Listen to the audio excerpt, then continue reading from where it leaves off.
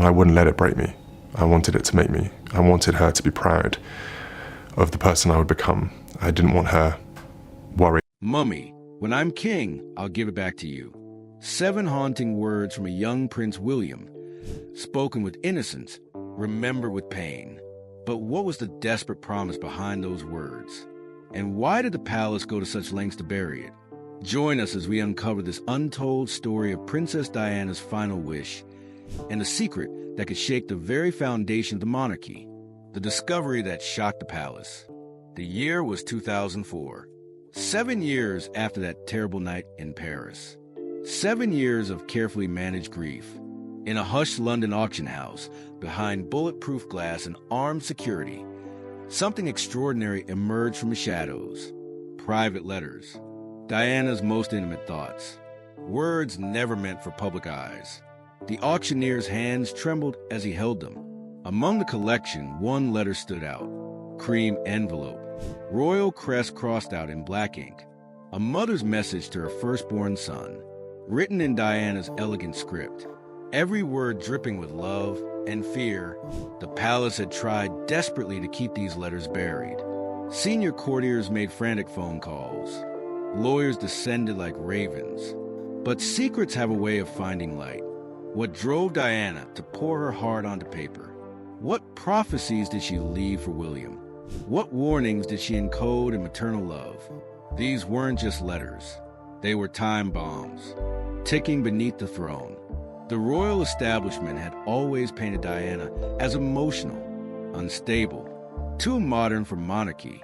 But these pages revealed something else entirely, something that terrified them. A mother fighting a war, not with armies or politics, but with tradition itself. To understand that promise, we must go back to the beginning, to the day Diana first became a mother, and quietly rewrote the royal rulebook. Picture young Diana in 1982, 21 years old, pregnant with the future king. The fairy tale still intact. The camera is still kind. She sits at her desk in Kensington Palace. Morning light streaming through silk curtains. Bach playing softly on the radio. Her hand moves across cream-colored stationery. "My darling William," she begins. Even then, before his birth, she knew her son would need armor. Not the ceremonial kind worn at state occasions. Not the medieval steel in the Tower of London. Emotional armor.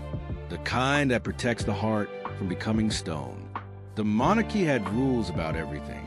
How to walk, how to wave, how to smile for cameras, which fork to use, which emotion to suppress. But Diana had different lessons in mind. The discovered letters revealed her master plan. A revolution disguised as motherhood. Do you think Diana knew her time was limited? Share your thoughts below.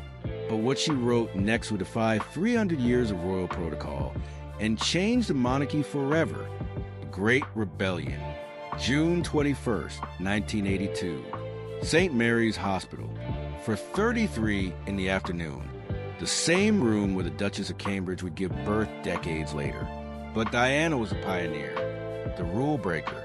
When baby William emerged into the world, weighing 7 pounds, Diana made her first act of defiance. She lifted him to her breast. The Queen Mother nearly fainted. Her pearls clutched, her lips pursed in generational disapproval. Royal babies were fed by wet nurses, had been for centuries. It was tradition. It was proper. It was done. Your Highness, we have arranged for the finest. No. Diana's voice cut through tradition like a sword through silk. I will feed my son. Can you imagine the scandal? The whispers in palace corridors? But this was just the opening shot. Traditional royal children lived in nurseries. Separate wings. Different worlds. They saw their parents for 30 minutes after tea. If scheduled, Diana tore up that rule book, fed it to the corgis. She slept with William in her room, changed his nappies herself. Royal hands touching common mess. She sang him lullabies at 3 in the morning. Rockabye baby in a palace of stone. The staff were bewildered. This wasn't how things were done. This wasn't the way. Charles found it all rather peculiar. His mother had been a distant figure, a crown before a cuddle, a wave before a hug. Darling, the nannies are perfectly capable. Diana's blue eyes flashed with maternal fire. They're capable, but they're not his mother. The battles began immediately. She dressed William in regular clothes, Oshkosh overalls, striped t-shirts, not the stuffy sailor suits royals traditionally wore, not the miniature military uniforms. She took him to McDonald's. Can you picture it? The future king eating chicken nuggets, ketchup on his chin, sticky fingers on a plastic tray. The bodyguards were horrified. Ma'am, security risks. He needs to know how real people live. But it went deeper than Happy Meals. Diana understood something the palace didn't. Something revolutionary. A king who'd never ridden a bus couldn't rule a nation that rode them daily. A prince who'd never queued couldn't understand patience. She enrolled William at Mrs. Minner's nursery school, a regular school with regular children. Children whose parents worked in shops, drove taxis, struggled with bills. The queen was apoplectic. Her expression could have frozen Thames. This is highly irregular, Diana. Good, Diana replied. Irregular is exactly what my boys need. Because irregular meant human. Irregular meant real. The letters from this period reveal a mother's fierce determination. She wrote to friends about her vision, her battle plans. I want William to lead with his heart, not just his head. To feel first, think second. Revolutionary words in a palace built on protocol. Dangerous thoughts in a world of precedents. But Diana was just getting started. The night everything changed. December 9th, 1992. Kensington Palace. 9:37 at night. The rain hammered against ancient windows. Thunder rolled across London like divine disapproval. Diana sat on William's bed. The Thomas the Tank Engine duvet pulled up to his chin. Harry was already asleep next door, clutching his teddy. The fairy lights twinkled on their Christmas tree. Normal. Desperate for normal. William was 10 now, old enough to understand, too young to accept. Mummy, why does Papa live somewhere else? The question hung in the air like incense. Heavy, sacred, terrible. How do you explain a broken marriage to a child? Especially when the whole world is watching. When photographers camp outside like vultures.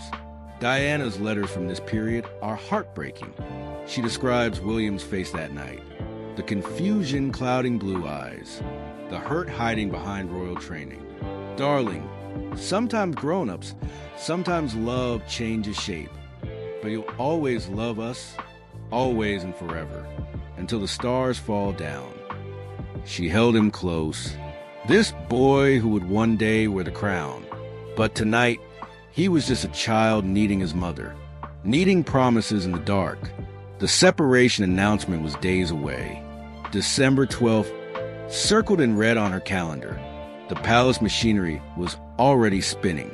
Statements prepared, narratives controlled, damage limitation in full effect.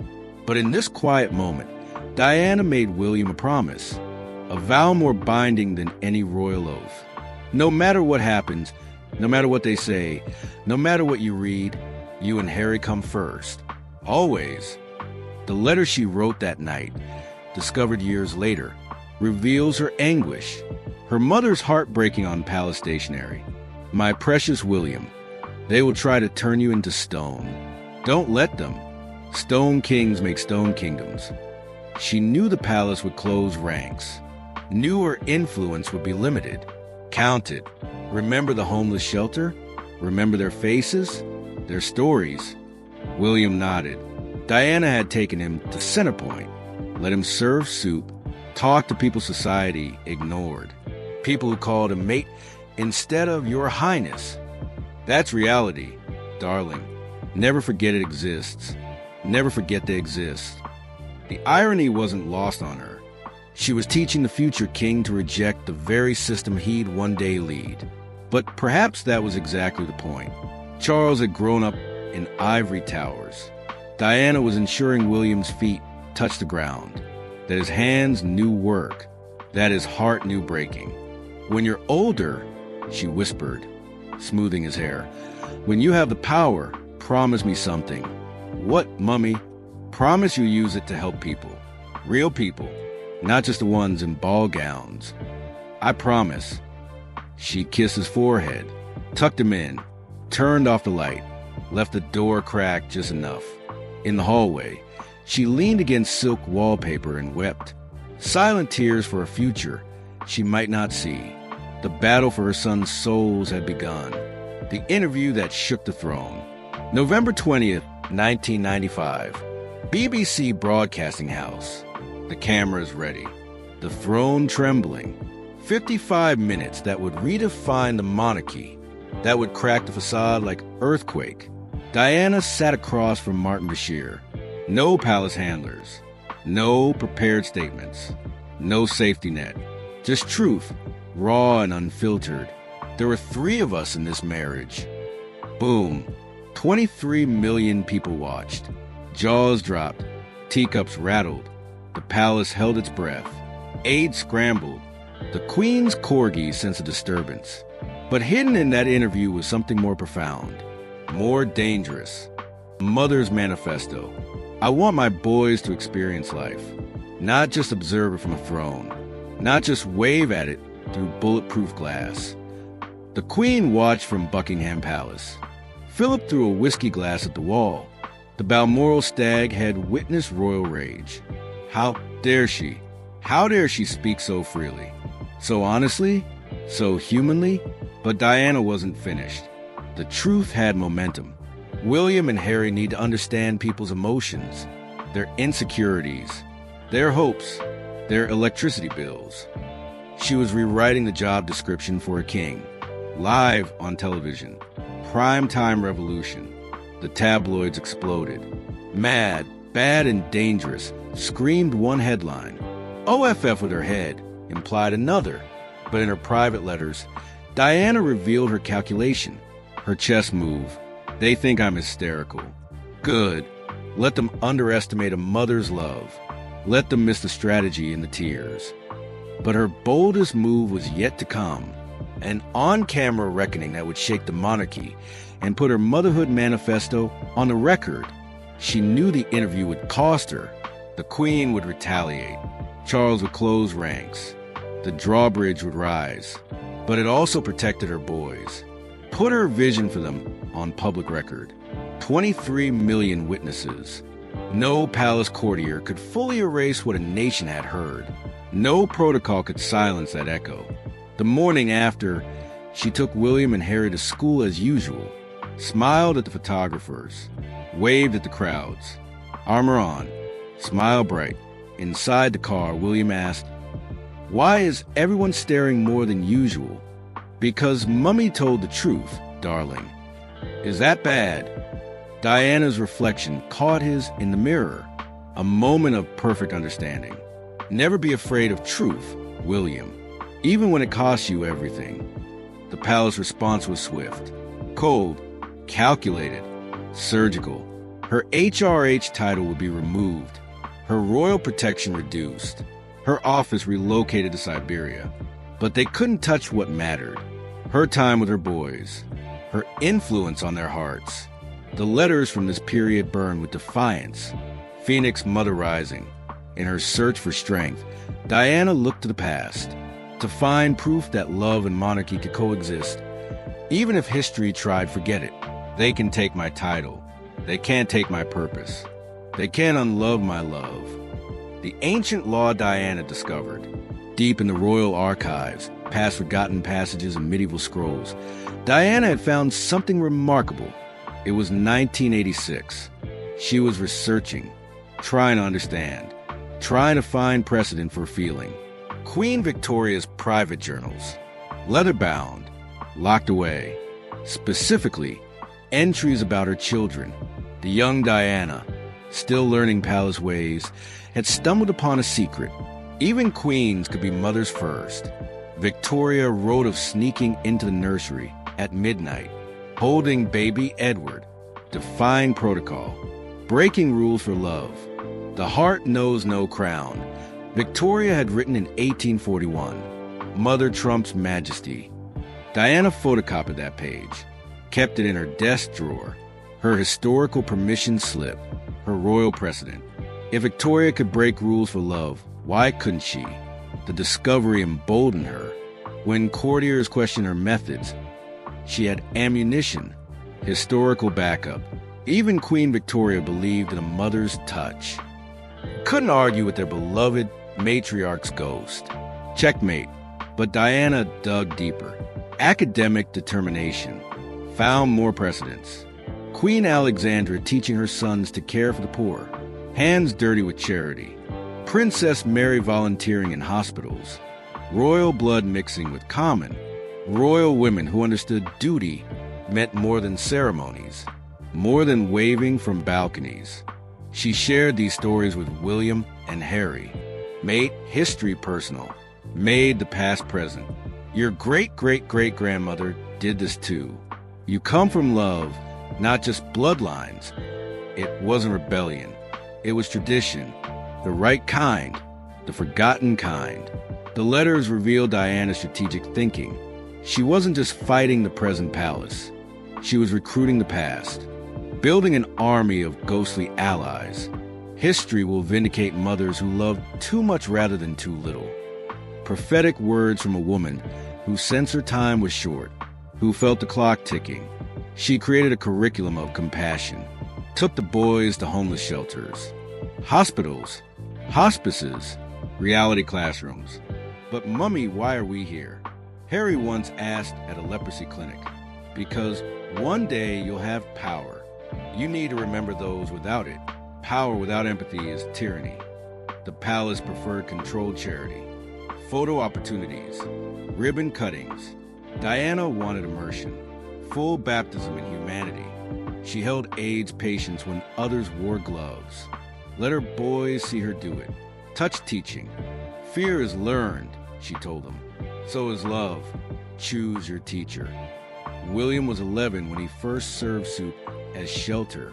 The photo never made the papers. Diana made sure. Some lessons weren't for public consumption. True charity happens in the dark, she wrote. No cameras, no credit, just kindness. 2 futures, 2 mothers, 2 women, 2 visions, 1 throne, history watching. Camilla Parker Bowles, the woman Charles loved, pragmatic, traditional, patient as stone, steady as centuries. Diana Spencer, the woman the people loved, emotional, revolutionary, fierce as fire, bright as comets. The letters reveal Diana's complex feelings about her rival. Nuanced, human. I don't hate her, she wrote to a confidant. I pity her. She'll never know the joy of midnight feedings, of first words, of sticky kisses. Camilla represented the old ways. Duty before feeling, crown before children, precedence before presence. She understood the palace machinery, knew which wheels to grease, which traditions to honor, which battles to skip. The monarchy has survived 1,000 years, Camilla once said at a dinner party. It doesn't need revolution. It needs preservation. But Diana saw it differently, felt differently. What good is surviving if you're not living? What good is a 1,000-year throne if it's made of ice? Their approaches to the boys reflected this cosmic divide. Camilla brought structure, protocol lessons, historical context, the weight of destiny, the burden of birthright. Diana brought chaos, beautiful, necessary chaos. McDonald's runs, arcade games, water fights in the palace, laughter echoing off ancient stones. You're spoiling them. Charles complained after finding William playing Nintendo at midnight. I'm saving them. Diana shot back, from becoming you. The words hung between them, truth sharp as swords. The letters describe one telling incident, William's 12th birthday, a crossroads moment. Camilla suggested a formal dinner, proper guests, educational gifts, history books, and ceremonial daggers. Diana took him go-karting, just the three of them. William laughed until he cried, until his sides hurt, until he forgot he was royal. Which birthday do you think he'll remember? Diana wrote to friend, the stiff collar or the screaming turns? Both women loved the boys in their way, but love speaks different languages, different dialects of the heart. Camilla spoke in preparation, rules, expectations, the long game of monarchy, chess moves. Diana spoke in presence, joy, memory making, the short game of childhood, cartwheel moments. He'll have a lifetime of formal dinners, Diana reasoned. He only gets one childhood, one chance at wonder. The tragedy is both were right. William needed both languages, both teachers. But in those crucial years, Diana made sure joy spoke loudest, made sure laughter drowned out protocol. Her letters from 1996 show a mother racing against time, fighting the clock. I pack a lifetime of love into every moment, just in case. But by 1992, the fairy tale had collapsed, and the bedtime stories would be replaced by hard truths, just in case. Two words that haunt every page, that prophesy without saying, the silence after storm. August 31st, 1997. The world changed. Heart stopped. Time fractured. But before we reach that night, look at the summer that preceded it, the last golden days. Diana's final letters pulse with plans. Future tense on every page. Tomorrow and tomorrow, when William starts eating. For Harry's birthday, next Christmas wheel. She was building their tomorrows, even as her own grew short. Architecture of love. The final discovered letter to William, dated July 1997, is almost unbearable to read. Maternal prophecy. My darling boy, you are growing into such a wonderful young man. My pride, my purpose. He was 15, tall, starting to look like his father, but with his mother's heart. Her emotional intelligence. Remember our talks. Remember what matters. Remember the soup kitchen. Remember the truth. Did she sense something? Mothers often do. Ancient intuition. The yacht trip that summer. The last holiday. The photos show laughter. Mediterranean sun. But the letters reveal undercurrents. Undertow of knowing. I want to freeze time. Keep them young. Keep them mine. Keep them kind. Every mother thinks this. But Diana wrote it down. Carved it in paper. After her death, William kept that final letter under his pillow for months. Paper wearing thin from touching. Harry was only 12. Still needed tucking in. Still believed in happy endings. Still thought mothers lived forever. The palace machinery whirred into action. Protocol for grief. Scheduled for sorrow. Proper mourning at proper times. But who would take them to McDonald's now? Who would remind them that crowns were just metal? That titles were just words? The answer came slowly, in small ways. In DNA deep lessons, William started visiting homeless shelters. Quietly, no cameras, his mother's son. Harry learned to hug, really hugged, the way Diana taught. Full body, full heart. They kept her lessons alive in tiny rebellions. Revolutionary acts disguised as normalcy. Choosing their own clothes, speaking to staff like equals, laughing too loud at formal dinners, being human first, royal second. The palace tried to smooth these rough edges, polish them into proper princes, sand down to Diana. But Diana's love had left marks too deep to buff away, grooves in their souls. Watch them now, how they crouch to child height, how they touch without gloves, how they see people, not subjects, how they speak of mental health, of pain, of being human beneath the crown, of feeling in a world that demands stone. And though she's gone, the legacy lives.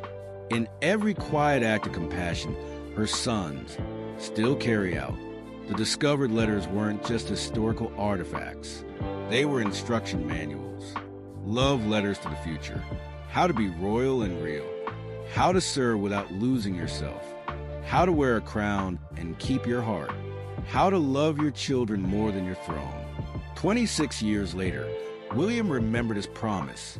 That night in December, thunder and tears. Mummy, when I'm king, I'll give it back to you. He couldn't give back her title, but he could give the world her vision. A monarchy that serves instead of just reigning. That feels instead of just performing. That remembers humanity. That remembers the Big Mac runs and midnight cuddles. The go-kart birthdays and leprosy clinics. Diana's revolution didn't die in a Paris tunnel.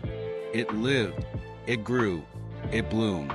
It lives every time William holds his children close. Every time Harry speaks his truth. Every time a royal hugs like they mean it. Every time a future king chooses compassion over protocol, heart over hierarchy. The letters were her legacy, but her boys are her masterpiece. What would Diana think of Catherine teaching George to cook? Of William doing the school run? Of royal children in regular clothes? Would she smile knowing her granddaughters growing up believing princesses can be anything? Can feel everything? Would she see her fingerprints on a monarchy learning to be human? If these lost letters move you, watch our deep dive into Diana's final summer. The untold moments that changed everything. Because some mothers change the world not through the children they raise, but through the way they raise them. With love that breaks rules. With hugs that topple traditions. With truth that outlasts titles. Diana didn't just give birth to princes. She gave birth to a new kind of kingdom.